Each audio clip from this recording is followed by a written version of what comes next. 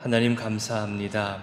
우리를 내버려 두지 않으시고 늘 옳은 길로 선한 길로 주의 품으로 돌아오라 하시고 품어주시니 감사합니다. 어두운 길 걸어갈 때 위험하다고 알려주시고 경고하심도 감사합니다. 죄악 있는 곳, 유혹이 있는 곳에서도 조심하라 알려주시니 감사합니다. 언제든 돌아올 때마다 나를 맞아주시고 잘 왔다고, 괜찮다고, 내 아들 내 딸이라고 하시니 감사합니다. 그런데 어느 순간 우리 안에 교만이 생겨나고 내 기준으로 살아가다 보니 하나님의 보호하심과 조심하라 하신 말씀이 사랑이 아니라 간섭으로 느껴지고 나를 잘되게 하시려는 사랑의 말씀들이 마치 나를 통제하는 것과 같은 짜증으로 느껴지기도 합니다. 신앙의 사춘기라면 이 시기를 통해 선한 가치관과 하나님 신뢰하는 신앙이 다져지게 하시고 혹여나 잘못된 미혹에 빠져서 하나님을 멀리하는 것이라면 속히 돌아와 회복되게 하여 주옵소서. 코로나 상황 속에서도 마땅히 개인의 위생과 안전과 이웃과 공동체를 배려해야 하지만 혹시나 내 편리함을 앞세우고 핑계대며 신앙생활을 쉽게 해보려는 유혹에 빠져 있다면, 그리고 말씀을 내 기준과 방법과 상황에 맞게 유리하게 적용하며 열심과 헌신을 포기하고 있다면 10명의 정탐꾼처럼 미리 포기하고 이길 수 없다 하고 각자 알아서 하자는 개인주의가 혹시 앞서고 있다면 다시금 주님 앞에 일어서게 하시고 하나님께서 거룩한 공동체로 세워가시는 역사에 다시 열심으로 동참케 하여 주옵소서.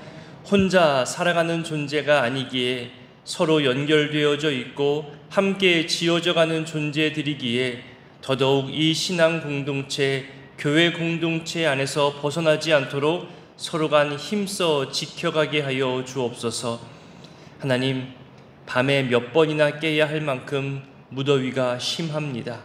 저마다 건강이 다르고 더위와 추위에 대해 몸이 적응하는 것도 다르지만 이 무더위 속에서 우리 성도님들 건강 상하지 않도록 지켜주시고 내 몸과 건강으로만 남을 헤아리는 것이 아니라 상대방의 입장에서 상황을 헤아리며 우리가 무엇으로 돕고 나눌 수 있을까 함께 고민하며 함께 챙기고 격려하는 마음을 우리 가운데 허락하여 주옵소서.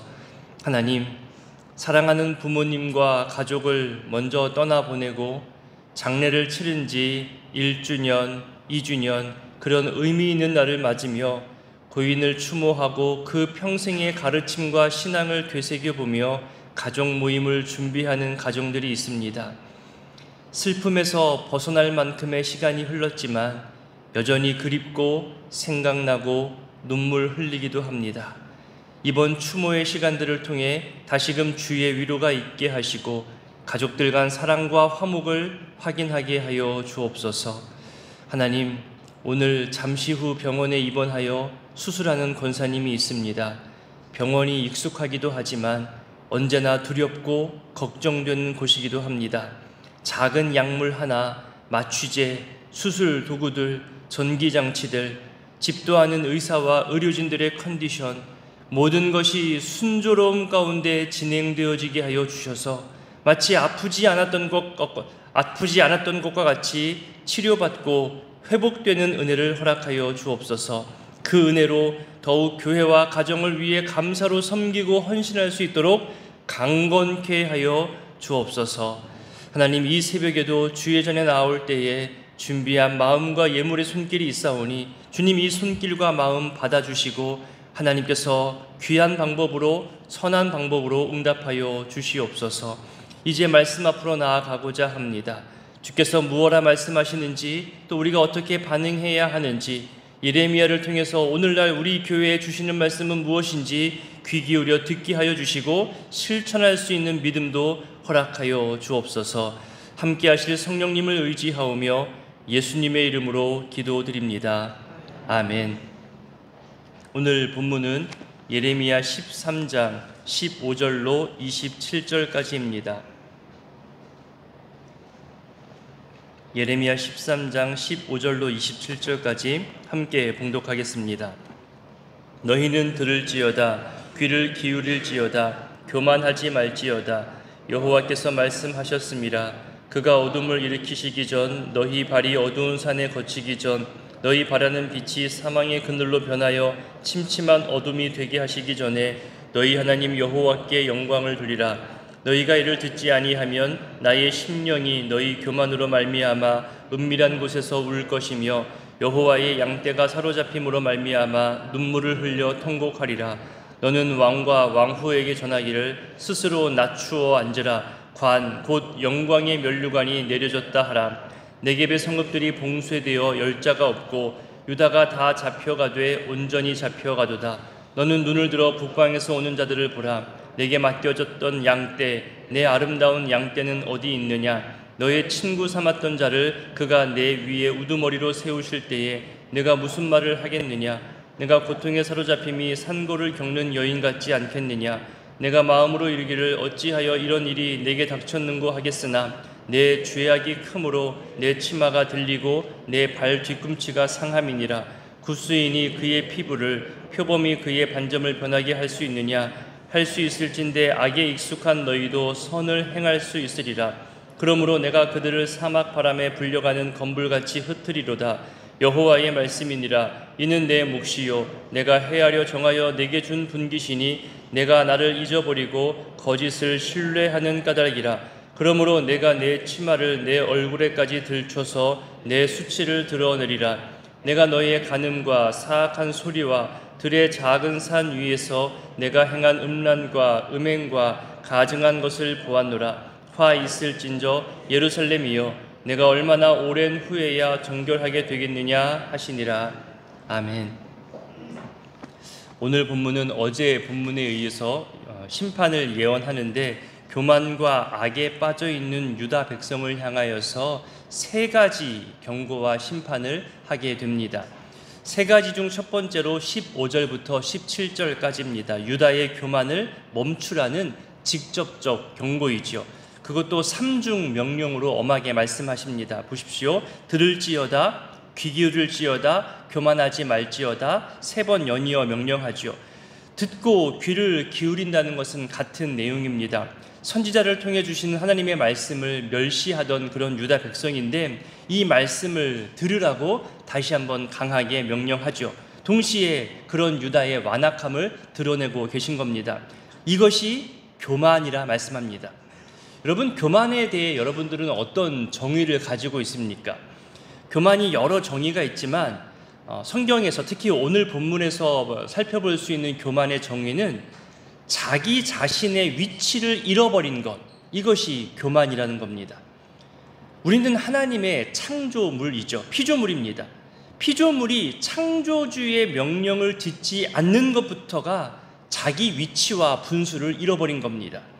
모든 죄의 출발, 아담과 하와 때도 그랬고 성경이 말하는 교만은 창조주 하나님을 거부하는 것, 여호와 경외의 신앙을 잃어버리는 것, 내가 피조물 중에 하나일 뿐이라는 이 정체성을 잃어버리는 것, 여기서부터 교만이 생겨나고 죄가 출발하고 있습니다. 하나님과 피조물 사이뿐만이 아니라 부부 사이에도, 부모 자녀 사이에도, 친구들 사이에, 스승과 또 제자 사이에, 상급자와 하급자 사이에 존중과 배려가 빠지고 자기 정체성을 세워나가지 못하면 거기서 늘 문제의 상황이 발생합니다. 그래서 16절 끝부분에 보면 피조물이 창조주에게 마땅히 해야 할 것, 바로 영광을 돌리라고 말하고 있습니다. 내가 한 것이 아니라 하나님이 허락하신 일이고 하나님이 은혜 베푸신 일이라고 모든 영광을 하나님께 돌리려 하는 거죠.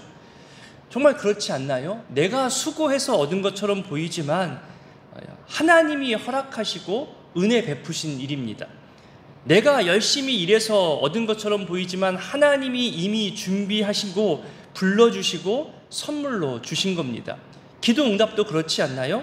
내가 열심히 밤낮으로 기도해서 응답받은 것처럼 보이지만 실제로는 하나님이 주시려고 이미 준비하시고 나로 하여금 기도하게 하신 겁니다. 모든 주체는 창조주 하나님, 전능하신 하나님이십니다. 이것이 사도신경의 첫 번째 고백이기도 하잖아요. 이 믿음, 이 고백, 이 신앙 정체성이 무너지고 없어지는 것이 바로 교만입니다. 17절을 보면 유다가 교만을 멈추지 않으면, 이 말씀을 듣지 않으면 어떻게 되는지를 말하죠. 예레미야의 심령이 은밀한 곳에서 눈물을 흘릴 것이라고 이야기합니다. 통곡한다고 말하고 있죠. 유다 백성들의 교만함 때문에 예레미야가 남몰래 흘리는 눈물이 많다는 거예요. 우리도 중보기도 하시는 분들, 또 목장의 어려운 상황에 빠져 있는 분들을 위해서 기도할 때 보면 정말로 눈물로 기도할 때 있잖아요. 내일이 아님에도 불구하고 하나님 주시는 긍휼한 마음으로 기도하다 보면 눈물 흘릴 때 있습니다. 그나마 그 정도는 감사한 거예요. 회개를 요청했을 때 그것으로 받아들이지 않고 계속 자기 완악함으로 교만함으로 살아가는 유다를 보십시오. 그 눈물 흘림을 무시하는 겁니다. 자기 동족, 자기 백성의 파멸을 이 예레미야는 인지하고 있고 이것이 실제 일어날 일이라는 것을 알기 때문에 현재 슬퍼하고 있습니다. 심판을 예언하고 경고하는 수준에서 이제는 이 심판이 돌이킬 수 없는 확정된 것이구나, 곧 임하게 될 것이구나, 이것을 알기 때문에 선지자는 지금 눈물을 흘립니다. 사랑하는 가족들로 한번 상상해 보십시오. 사랑하는 가족들이 어디선가 사고를 당하고 공격을 당하고 억울함을 당한다고 상상만 해도 너무나 싫잖아요. 그런 극심한 상황에 처해지는 것이 정해졌고 반드시 이루어지고 그 심판이 내 눈앞에서 보여진다고 상상해 보면, 이것을 알고 있고 듣고 있고 이루어질 것이라는 것을 알면 그저 울 수밖에 없습니다. 결국 이 눈물은 심판이 정해졌다는 것을 알려주는 눈물입니다. 이제 세 가지 중에 두 번째 18절과 19절입니다. 유다의 왕과 왕후와 모든 백성들에게 심판이 임하게 됨을 이야기합니다. 가끔 도로를 걷거나 차를 타고 도로를 운전하다 보면 가로수가 잘 정비된 곳도 있지만 이정표를 가리거나 심지어 신호등까지 가려버리는 그런 가로수를 볼 때가 있습니다. 잘 정리가 안 되어 있는 곳이죠. 그래서 정기적으로 시나 구에서 가지치기도 하고 또 일정 시간마다 가로수 정비를 합니다. 도로의 가로수까지 생각할 필요 없이 우리 머리나 우리 수염이나 또 우리 옷만 생각해봐도 충분히 알 수 있습니다. 일정 시간이 지나면 이발을 해야 합니다. 또 면도도 해야 되고 옷도 새롭게 갈아입고 정돈도 해야 되는 거죠. 그렇지 못하면 강제로라도 해야 합니다. 갈아입혀야 되죠. 그 정비하는 시점, 이렇게 갈아입히는 기준이 뭐냐가 중요한 거예요. 며칠이냐, 몇 시간이냐, 어느 정도의 더러움이냐, 이런 기준이 다 있잖아요. 18절에 보면 영광의 면류관이 내려졌다는 것이 바로 그 기준입니다.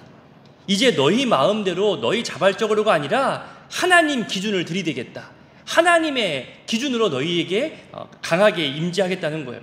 하나님께서 원래 목적과 다스림의 기준으로 너희 앞에 관을 내려주실 건데, 면류관을 주실 건데, 이 면류관 앞에 너희의 기준이 다 다시 한번 재정비될 거다. 그러면 너희들이 고집 피우고 있고 교만해하는 모든 것들이 하나님의 기준 앞에서 끝나게 된다는 거죠. 그러니 면류관 앞에서, 하나님의 기준 앞에서 겸손해라, 자기를 낮추라, 이 말입니다. 제가 아는 정말 멋진 남자 집사님이 있습니다. 우리 교회도 계실 수 있는데 예전 교회에서 만났던 분입니다.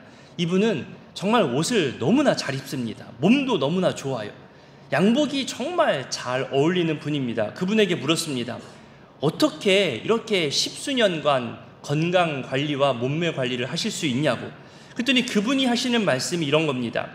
저는 30년 전이나 20년 전이나 10년 전이나 지금이나 양복 치수가 똑같습니다. 기준을 정해놓고 그 기준에서 자기 몸이 불어나지 않도록 늘 노력한다는 거예요. 사실 저만 하더라도 살이 조금 찌면 그 조금 찐 몸에 맞게끔 옷을 새롭게 바꾸거든요. 조금 튼든다든가 아니면 인치를 늘려서 새롭게 옷을 구매한다든가 보통 그렇게 살죠. 그러니까 내 변화가 곧 내 기준입니다. 그런데 변하지 않는 기준을 정해놓는 거예요. 변치 않는 그 치수의 양복을 정해놓고서 그 몸에서 벗어나는 순간 운동을 하든 아니면 굼뜬에서 그 기준에 자기를 맞추려는 노력을 그 집사님은 하고 계시더라고요. 기준점이 분명히 있는 사람, 다릅니다. 하지만 나의 기준은 매일매일 변합니다.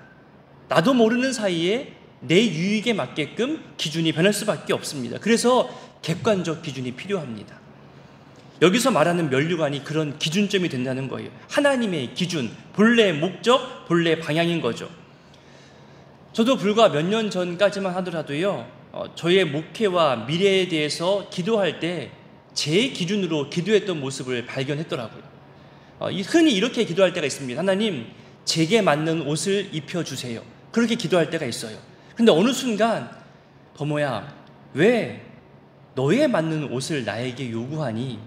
나는 너의 평생을 다 봤단다. 네가 만난 사람들, 네가 배운 공부들, 또 네가 경험한 교회 사역들, 이 모든 걸 내가 다 알고 너에게 맞는 옷을 내가 준비했으니 내가 준비한 옷에 네가 맞추렴. 이런 기도 제목으로 바뀌어지더라고요. 하나님 기준에 따라가야 하는 것, 그것이 제 바램과 제 기준보다 늘 먼저여야 한다는 것, 그것이 옳다는 것, 그렇게 몇 년 전부터 제 기도가 수정되어지고 지금도 여전히 저의 기도 중심에는 하나님 기준이라는 커다란 중심점을 세워나가려고 합니다. 하나님이 인도하신 것, 하나님이 보여주신 것이 실제로는 불편할 수 있어요. 안 맞을 수 있거든요. 여러분, 내 몸이 35인치가 됐는데 30인치에 맞추려면 얼마나 이게 빠듯해요. 안 맞잖아요. 불편하잖아요.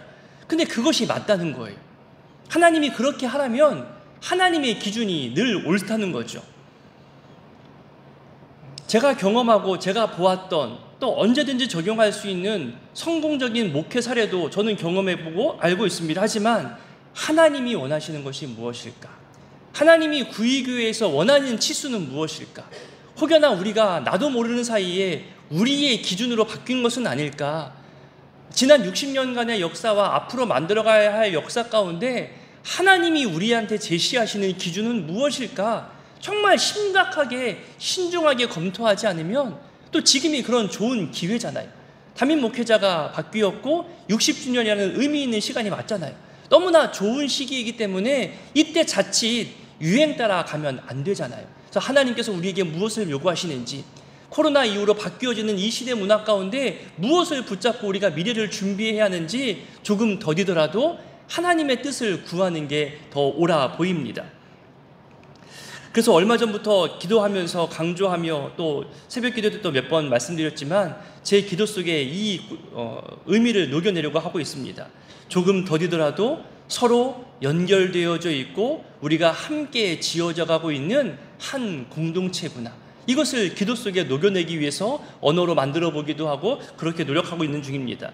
누구만 먼저 앞서 나가서 여기야 따라와, 그런 리더십은 이제는 아닙니다.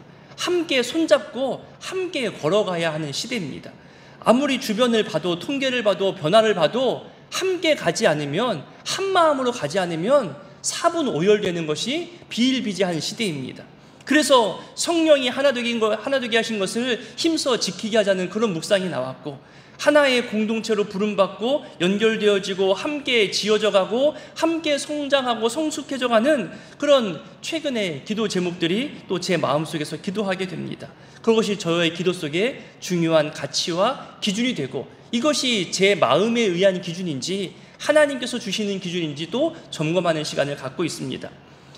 그래서 현재 세움받은 우리 교회 장로님들과 또 교회 리더십들과도 계속해서 교회의 미래를 위해서 점검하고 논의하면서 또 저의 생각과 저의 지금까지의 언어 표현을 또 정리해보고 또 표현하겠죠.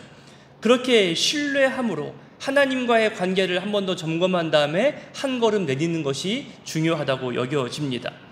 하나님이 우리 앞에 내려주시는 그런 기준, 하나님의 그 영광의 면류관 앞에 우리 기준, 우리 상황, 우리 방법을 고집할 것이 아니라 하나님의 기준에 맞춰가는 것이 옳다는 것 다시 한번 말씀드리고 싶습니다. 18절에서 명령하는 것이 그 기준 앞에서 스스로 낮추라, 스스로 겸손해라, 이것이잖아요.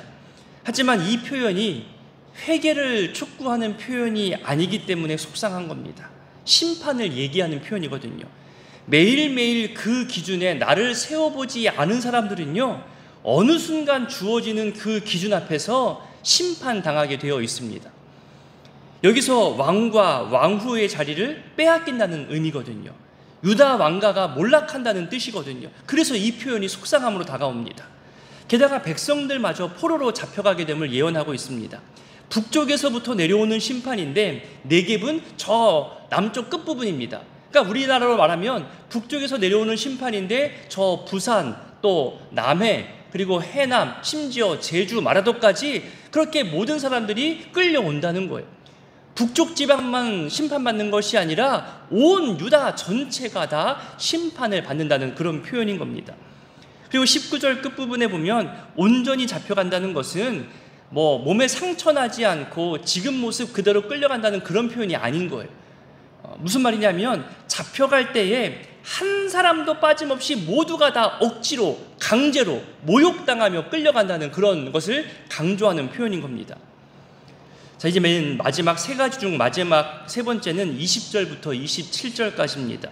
먼저 20절과 21절은 유다 백성들을 향해 내려오는 바벨론을 언급하지요. 그러면서 유다의 교만과 함께 믿었던 외교, 믿었던 친구 관계, 믿었던 화친이 끊어지고 오히려 그 기회를 이용하여서 유다를 침공하는 바벨론, 그런 상황을 언급합니다. 정말 평소에 의지해야 할 대상이 누구인지를 알려주고 있는 표현이죠. 한번 볼까요? 가나안 땅과 또 베풀어 주신 기업과 소산들이 있잖아요. 이것을 하나님이 어떻게 표현했냐면은 맡겨주신 양떼로 표현하고 있습니다. 본문에서. 그러니까 맡겨주신 양떼란 표현은 내 소유가 아니라는 거예요. 하나님의 소유이고 하나님께서 우리에게 주신 선물이고 관리하라 하신 겁니다. 그런데 처음부터 내 것인 것처럼, 내가 수고해서 얻은 것처럼, 내 소유인 것처럼 그렇게 사용하고 관리하는 것, 이것이 교만이라는 겁니다. 이런 표현으로 지금 유다를 책망하고 있습니다. 그리고 그 결과로 북방에서부터 오는 이 심판 때문에 비참함을 겪게 될 것이라고 예언하고 있습니다. 연이어서 평소의 화친과 의지가 배반이 되는 것에 대해서도 이야기하고 있지요. 사실 이 유다는 북이스라엘이 아수르에 의해서 멸망하는 것을 봤습니다. 그래서 이 아수르 때문에 바벨론과 또 애굽과 이렇게 여러 열방과 화친 조약을 맺지요. 근데 선지자가 말했거든요. 그렇게 하지 말라고. 애굽 의지하지 말라고. 바벨론과 화친 조약 맺지 말라고. 하나님 의지해야 된다고 수없이 강조하고 경고했습니다. 그런데 그 경고를 무시했죠. 그리고 바벨론과 화친을 맺습니다. 참으로 의지해야 할 하나님을 버리고 다른 대상을 의지한 겁니다. 하지만 의지했던 친구가 이제 배신하죠. 자기를 이용하면서 침략하게 되는, 그래서 고통받게 되는 것을 20절 이후가 설명하고 있는 겁니다. 그런데 더 속상한 건 22절의 설명입니다. 보십시오. 오래전부터 예언하고 경고했음에도 불구하고 이런 심판과 바벨론 침략으로 고통당하게 될 때에 유다 백성은 여전히 그 이유와 원인을 모른다고 22절이 얘기하고 있는 겁니다. 흔히 말하는 만성질환입니다. 자기 정화 능력, 자기 회복 능력을 잃어버린 상태라는 거죠. 여러분, 급성 질환이 생기면 평소와 다른 내 몸 때문에 빨리 병원도 가고 약국도 찾아가고 어느 정도 대처를 하지요. 그런데 하지만 만성으로 오랜 시간 동안 내 몸에 이상이 쌓여오면 내 스스로가 무지하게 됩니다. 이것이 자연스럽게 여겨지고 회복할 수 있는 의지도 없어집니다. 원래 그런 줄 아는 거죠. 오늘날의 이상기후도 마찬가지고 우리 신앙 습관도 자칫 스스로 정화와 회복할 수 있는 기회를 잃어버릴 수도 있다는 경고의 말씀으로 들려지는 겁니다. 23절 끝부분을 보십시오. 악에 익숙한 너희. 저는 이 표현이 너무나 무섭습니다. 정말 무서운 표현입니다. 악에 익숙한 너희. 익숙해졌다는 것은 장점이고 능동적인 표현이잖아요. 긍정적인 표현이잖아요. 그런데 자칫 잘못된 것인 줄도 모르고 익숙해지면 하나님의 경고도 모릅니다. 지금 유다 백성이 그런 거예요. 아무리 하나님이 경고하고 선지자를 통해 얘기해도 이게 뭐가 잘못됐는데 우리 이렇게 해왔어, 이것이 뭐가 문제야 라고 하나님의 기준에 자기를 돌보지 않는 겁니다. 내 기준이 맞다는 거예요. 고집 피우는 거예요. 그것이 유다의 완악함이고 교만이라는 거죠. 그래서 저는 이 표현이 무섭습니다. 혹여나 신앙생활이 악에 익숙한 너희들만의 신앙생활에 익숙한 신앙생활, 하나님이 요구하시는 신앙생활이 아니라 내 만족을 위한 신앙생활, 거기에 익숙해져 버리면 그 결과는 오늘 말씀인 거예요. 하나님이 심판하시거든요. 몇 번 강조해 드렸듯이 코로나라는 전염병 상황을 통해서 여러분, 우리 위생과 건강을 얼마나 철저하게 점검했나요? 가는 곳마다 손 세정제를 발랐잖아요.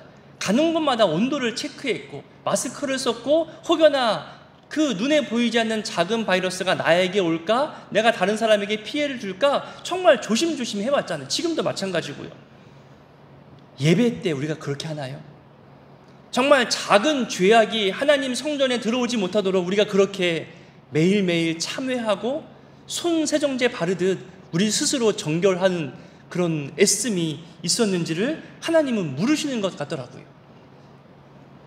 하나님 앞에 나올 때 예배하는 자리에 그런 긴장과 자기 점검이 있느냐, 하나님은 늘 물으십니다. 거룩함을 요구하시는 거죠. 그런 불편함을 경험하면서라도 너희 거룩함을 회복해라. 내가 너희에게 맨 처음 줬던 그 거룩함, 오랜 시간 동안에 익숙해져 버린 너희의 거룩함이 아니라 내가 요구하는 거룩함을 회복하라고 하나님은 말씀하고 계십니다. 27절을 보십시오. 25절 보니까 너희가 나를 잊어버리고 거짓을 신뢰했다고 하죠. 27절을 보니까 같은 지적입니다. 우상 숭배의 모습, 하나님 아닌 다른 것을 의지하는 모습을 또 지적합니다. 그리고 마지막 표현, 얼마나 오래 지나야 너희가 정결하게 되느냐. 악에 익숙해져 버리고 자기 만족에 빠진 신앙생활을 하다 보면 이런 모습으로 평가받는다는 거예요. 하나님이 그런 유다를 바라보면서 얼마나 지금 속상해하고 안타까워하는지 우리는 느낄 수 있습니다. 결국 하나님이 우리에게 요구하시는 것은 교만이 아니라 말씀 기준으로 한 거룩한 회복입니다. 이것이 하나님이 오늘날 우리에게 요구하시는 겁니다. 그 잣대, 그 기준으로 우리에게 들이대시고 우리를 평가하신다는 겁니다.